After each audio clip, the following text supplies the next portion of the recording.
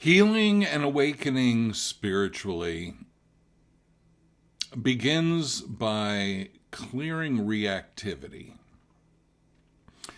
And clearing reactivity is something that is oftentimes skipped over in the process of spiritual awakening. Clearing reactivity is the hard part. It's the part that where we're going through our traumas and disappointments and all those things that conditioned us to avoid certain emotions, avoid certain things because they are linked to certain emotions. Reactivity is what puts the boundaries around us. Well, reactivity doesn't do it. I'm almost falling into the trap that I warn everybody about, where I'm personifying reactivity as an actor. Reactivity is not an actor. It's something that you do. It is a learned response. And it's a natural response.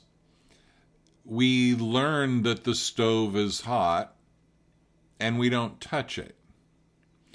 But reactivity would have us being paranoid about stoves, almost as if they can get us. So, a lot of people in the so-called spiritual world, spiritual people,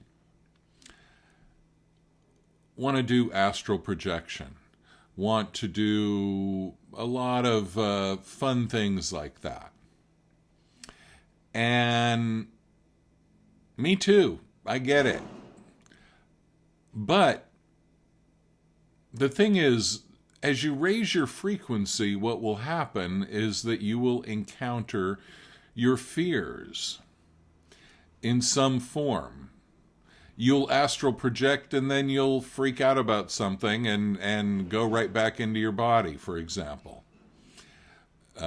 Excuse the construction noises out there if you can hear them. They're building a couple new buildings in my neighborhood. And so the thing is that we want to go after the reactivity and clear it. Now, why do people not clear reactivity? I believe because they don't realize that it could actually be cleared. And most people live their lives, like, for example, if people have a lot of fear, then they live their lives in a way where they avoid the things that cause them to react with fear. So if somebody's afraid of heights, they don't go anywhere high up. If somebody's afraid of cats, they stay away from cats, whatever. And that's fine. It's not like you have to go terrorize yourself with confronting your biggest fears. But in general, anything that is kind of a trigger built into your system, right? Like a phobia would be that kind of thing. Those things take energy to create and maintain, and that energy blocks your natural, we could call spiritual energy, from shining through. So all of our aspects of reactivity, which are usually fear-based, all of those things block our spirit. And fear is the thing that gets us into a negative spiral. And especially when you're pursuing spiritual things, if you haven't cleared the fear, what happens is you go into superstition, you get over-concerned with self-protection.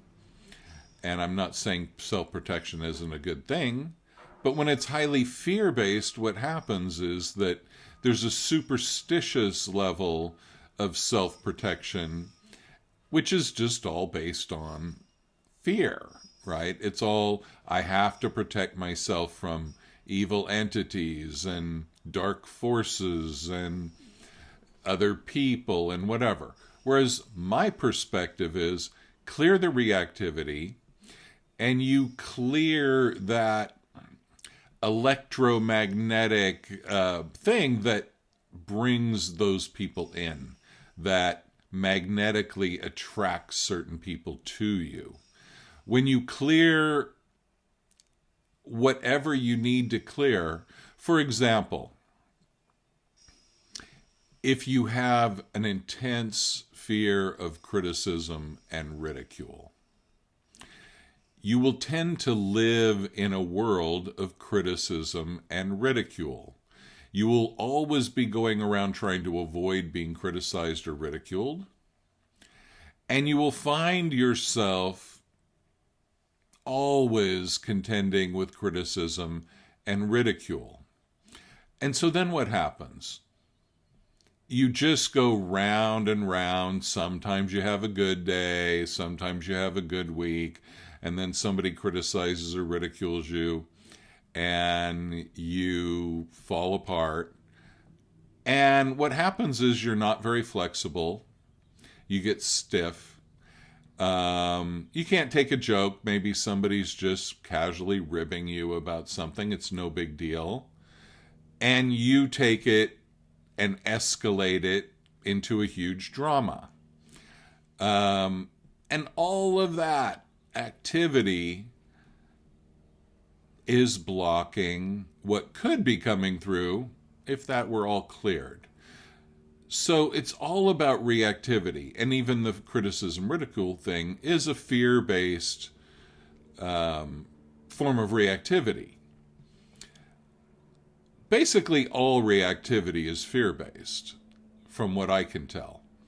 And even if it's a kind of hatred, it's a hatred of something that we fear, something that we're worried about on some level.